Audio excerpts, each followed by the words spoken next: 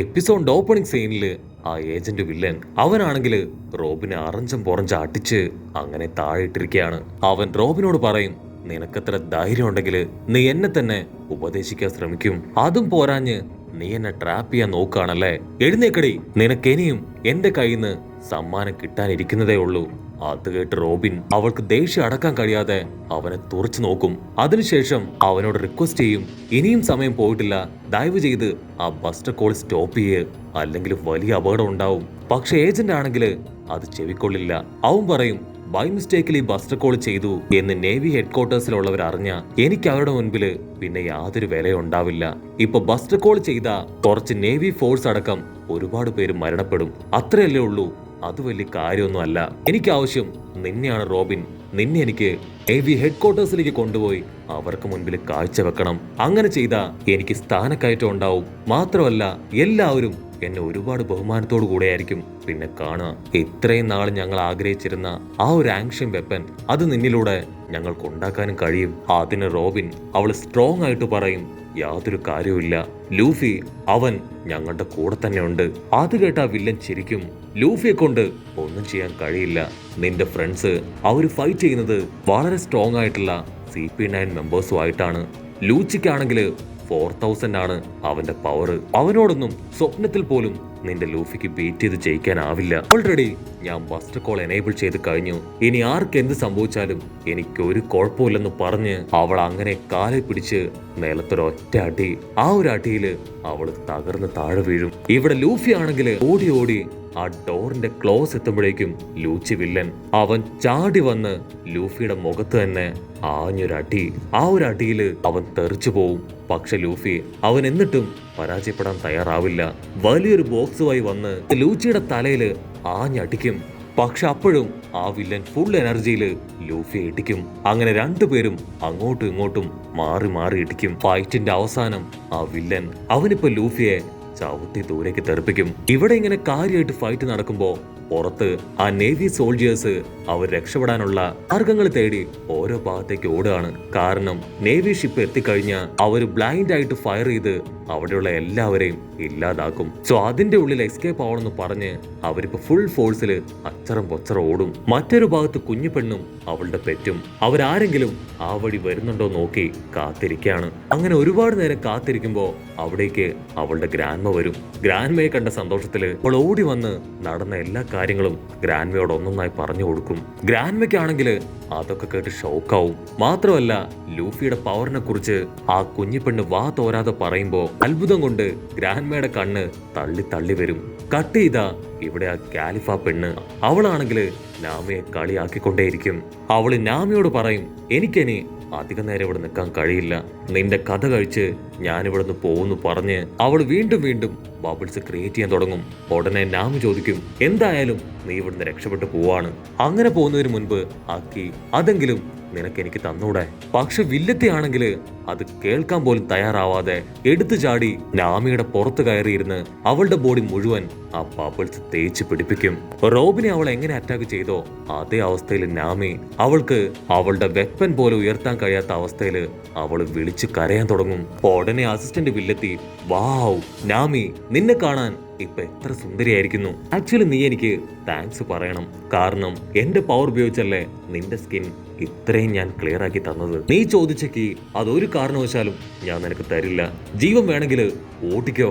ഉടനെ നാമി അവളുടെ വെപ്പനില് പിടിച്ചു വലിച്ച് മുകളിലേക്ക് കയറും. എന്നിട്ട് വീണ്ടും എന്തോ ഒരു പവർ ക്രിയേറ്റ് ചെയ്ത് അവളുമായിട്ട് ഫൈറ്റ് ചെയ്യാൻ തയ്യാറായി നിൽക്കും. അപ്പൊ പതിയെ പതിയെ അവിടെ ചുറ്റുമുള്ള കളറ് അത് ചേഞ്ച് ആവാൻ തുടങ്ങും.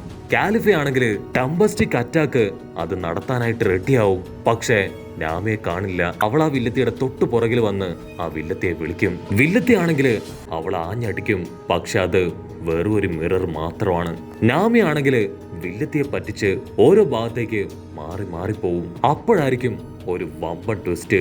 ആ ചുമര് മുഴുവൻ തകർത്ത് സാക്ഷാൽ ചോപ്പർ അവനിപ്പോ ആ റൂമിലേക്ക് വരും. ചോപ്പർ ആണെങ്കിൽ ആ കാലിഫ വില്ലത്തി അവളെ കണ്ട് തെറ്റിദ്ധരിക്കും. അവളാണ് നാമി എന്ന് തെറ്റിദ്ധരിച്ച് അവളോട് സംസാരിക്കാൻ തുടങ്ങും. കട്ട് ചെയ്ത ഇവിടെ ഉസോപ്പും സോറോയും അവർ രണ്ടുപേരും ആ സ്ക്വാഡൊക്കെ വെച്ച് ഫൈറ്റ് ചെയ്യാണ്. വില്ലന്മാരാണെങ്കിൽ വിട്ടുകൊടുക്കാതെ കട്ടയ്ക്ക് ഫൈറ്റ് ചെയ്യും. അവരുടെ വാള് വെച്ചുള്ള ഓരോ വീശിനും അവിടെയുള്ള പാറകൾ പോലും തകർന്നു വീഴും. ഉസോപ്പ് ആണെങ്കിൽ വീണ്ടും വീണ്ടും സോറോയുടെ കാല് പിടിച്ച് കെഞ്ചും, ദയവ് ചെയ്ത് നീ ഫൈറ്റ് സ്റ്റോപ്പ് ചെയ്യ്, നമുക്കിപ്പോ ഇവിടെ വെച്ച് ഓടി രക്ഷപ്പെട്ടൂടെ. അതിന് സോറോ പറയും, ഇല്ല, ഇതാണ് കറക്റ്റ് ടൈം. ഓൾറെഡി ഈ CP9 വില്ലന്മാര് അവര് നമ്മുടെ അറ്റാക്കിൽ പേടിച്ചിരിക്കുകയാണ്. സോ ഈ ഒരു അവസരം മുതലെടുത്ത് നമ്മൾ ഫയർ ആയിട്ട് ഫൈറ്റ് ചെയ്യുകയാണെങ്കിൽ ഇവരെ ഈസി ആയിട്ട് തോൽപ്പിച്ച് ആക്കി നമുക്ക് സ്വന്തമാക്കാം. അത് കേൾക്കുമ്പോ ഇപ്പൊ ഉസോപ്പിനും കുറച്ച് ആശ്വാസം തോന്നും. ഉസോപ്പിനാണെങ്കിൽ ആവേശാവും. അവൻ സോറോയോട് പറയും, ഇനി എന്തൊക്കെ സംഭവിച്ചാലും നമ്മൾ ഇവരെ ഫൈറ്റ് ചെയ്ത് തോൽപ്പിക്കാതെ പിന്നോട്ടില്ല. ഞാൻ ഫൈറ്റ് ചെയ്യാൻ റെഡിയാണ്, നീയും റെഡിയല്ലേ? അതിന് സോറോ ഡബിൾ ഓക്കെ പറഞ്ഞ് അവരിപ്പോ ഫൈറ്റ് ചെയ്യാൻ റെഡി ആയിട്ട് നിൽക്കും. ഇവിടെ വില്ലന്മാരും അവരുടെ ഫുൾ എനർജി റിലീസ് ചെയ്ത് നമ്മുടെ ആൾക്കാരെ എയിം ചെയ്ത് നിൽക്കുകയാണ്. സോറോ ആണെങ്കിൽ ഉസോപ്പിനോട് പറയും, മാക്കി അറ്റാക്ക് അതാണ് നമ്മൾ യൂസ് ചെയ്യാൻ പോകുന്നതെന്ന് പറഞ്ഞ് വില്ലന്മാരുടെ മുൻപിലേക്ക് അങ്ങനെ ഫുൾ ഫോഴ്സില് എടുത്തു ചാടും. നമ്മുടെ ആൾക്കാർ ക്ലോസ് എത്തിയ ഉടനെ അവര് വാളൊക്കെ വെച്ച് അറഞ്ച പുറഞ്ച വെട്ടും. പക്ഷെ ജസ്റ്റ് മിസ്സിന് നമ്മുടെ ആൾക്കാർ രക്ഷപ്പെടും. അവിടെ വില്ലന്മാർക്കും ഒന്നും സംഭവിക്കില്ല. ഉടനെ ഉസോപ്പ് അവൻ ഷോക്കായിട്ട് അവനെ തന്നെ ഒന്ന് നോക്കും. ആക്ച്വലി സോറോ ഉസോപ്പിനെ വെറും ഒരു ഇരയായിട്ട് മാത്രമാണ് ഫൈറ്റ് ചെയ്യിപ്പിച്ചത്. സോറോ ആണെങ്കിൽ വീണ്ടും ഫൈറ്റ് ചെയ്യാൻ തയ്യാറെടുക്കുന്നത് കണ്ട് ഉസോപ്പ് അവൻ പറയും, അയ്യോ വേണ്ട വേണ്ട, ഇതുപോലെ ഫൈറ്റ് ചെയ്യാണെങ്കിൽ ഉറപ്പായിട്ടും അവരെന്നെ കൊല്ലും. അവിടുന്ന് അങ്ങനെ ബ്ലാക്ക് ഔട്ട് ചെയ്താ ഇപ്പൊ ചോപ്പറിനെ കാണിക്കും. അവൻ ഒരു വിധത്തില് കഷ്ടപ്പെട്ട് ബുദ്ധിമുട്ടി ഇപ്പൊ നാമിയുടെ അടുത്തേക്ക് വന്നു.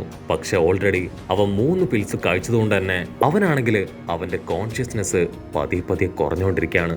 അങ്ങോട്ടും ഇങ്ങോട്ടും നടന്ന് ഓരോ ഭാഗത്ത് നിന്ന് ഇടിച്ച് ചോപ്പർ അവൻ കറങ്ങാൻ തുടങ്ങും. നാമി ആണെങ്കിൽ ചോപ്പറിന്റെ പുതിയ ലുക്ക് കണ്ട് വണ്ടർ അടിക്കും. നാമി ചോദിക്കും, എന്തു പറ്റി, നീ എങ്ങനെ ഇങ്ങനെ ചേഞ്ച് ആയി? പക്ഷെ ചോപ്പറിനാണെങ്കിൽ എവിടുന്നാ സംസാരിക്കുന്നേ എന്നൊന്നും പിടിയിട്ടില്ല. അവൻ കറങ്ങി കറങ്ങി ആരെയൊക്കെയോ അടിച്ചും ഇടിച്ചും തൊഴിച്ചും അങ്ങനെ നടക്കും. അവൻ കൈ ചുരുട്ടി അവളെ ഇടിക്കും. അവൾ ഒരുപാട് വേദനയില് തെറിച്ചടിച്ചു വീഴും. എന്നിട്ടും അവൾ വിളിച്ചു പറയും, ചോപ്പർ, ഇത് ഞാനാണ് നിന്റെ നാമി. പക്ഷെ ചോപ്പറിനാണെങ്കിൽ അതൊന്നും കേൾക്കില്ല. അവനാണെങ്കിൽ അവൻ ആ ബാധ്യബൊക്കെ വലിച്ചു പറിച്ചെടുത്ത് താഴേക്കെറിയും. താഴെയാണെങ്കിൽ സാഞ്ചി ബോധം കെട്ട് കിടക്കുകയാണ്. ബാത്ടബിലെ വെള്ളം അത് സാഞ്ചിയുടെ മുകളിലൂടെ അങ്ങനെ ഒഴുകും. ഇവിടെ ചോപ്പർ ആണെങ്കിൽ ഒരു മോൺസ്റ്ററിനെ പോലെ അച്ചറം പൊച്ചറ ഇടിച്ചും അടിച്ചും ആ ബിൽഡിംഗ് തകർത്തുകൊണ്ടിരിക്കുകയാണ്. നാമി ഒരുപാട് കഷ്ടപ്പെട്ട് അവനെ കൺട്രോൾ ചെയ്യാൻ ശ്രമിക്കും. പക്ഷെ അവളെ കൊണ്ടാവില്ല. വില്ലത്തി നാമിയോട് ചോദിക്കും, ഇവൻ നിന്റെ പെറ്റാണോ? നിങ്ങൾക്ക് എല്ലാവർക്കും ഒരപ്പിരി കുറവുണ്ടല്ലേ, അതിനെ പിടിച്ചു മാറ്റുന്നൊക്കെ പറഞ്ഞ് അവളിപ്പോ നാമിയെ കളിയാക്കാൻ തുടങ്ങും. പക്ഷെ നാമി അവൾ ഫുൾ ഫോക്കസ് ചോപ്പറിൽ തന്നെ കൊടുത്ത് എങ്ങനെയെങ്കിലും അവനെ നോർമലാക്കാൻ പറ്റുമോ എന്ന് ശ്രമിച്ചു കൊണ്ടേയിരിക്കുകയാണ്. അപ്പോഴായിരിക്കും നാമിയുടെ കാലില് കുറച്ച് വെള്ളം വീഴുക. ആ വെള്ളം വീണ ഉടനെ കാലിലുണ്ടായിരുന്ന ബബിൾസ് പോയി അവളുടെ ആ ഒരു കാല് മാത്രം നോർമലാവും. നാമിക്ക് കാര്യം പിടികിട്ടും. വെള്ളത്തിൽ പോയി കഴുകുകയാണെങ്കിൽ ആ ബബിൾസ് പോയി അവൾക്ക് അവളുടെ പഴയ എനർജി വീണ്ടെടുക്കാൻ കഴിയും. അടുത്ത നിമിഷം അവൾ ആ പൈപ്പ് ലക്ഷ്യമാക്കി കുതിച്ചു പായും. പക്ഷെ അസിസ്റ്റന്റ് വില്ലെത്തി അവൾ ഓടി വന്ന് ഇപ്പൊ നാമിയെ ചവിട്ടി തെറിപ്പിക്കും. നീ ട്രിക്ക് കണ്ടുപിടിച്ചല്ലേ, ഒരു കാരണവശാലും ഞാനിത് റിമൂവ് ചെയ്യാൻ സമ്മതിക്കില്ല എന്ന് പറഞ്ഞ് വീണ്ടും വീണ്ടും അവൾ ബബിൾസ് നാമിയുടെ ദേഹത്ത് തേച്ച് പിടിപ്പിക്കും.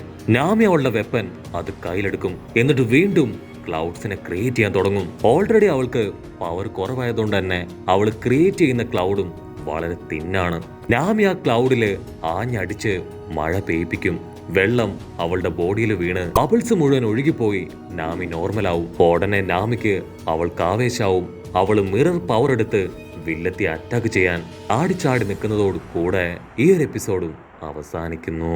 എപ്പിസോഡ് ഇഷ്ടപ്പെടുകയാണെങ്കിൽ തീർച്ചയായിട്ടും ലൈക്ക് ചെയ്യാനും കമന്റ് ചെയ്യാനും ഷെയർ ചെയ്യാനും മറക്കല്ലേ. അടുത്തൊരു അടിപൊളി എപ്പിസോഡുമായിട്ട് കാണുന്നവരെ it's me with Mallu episode.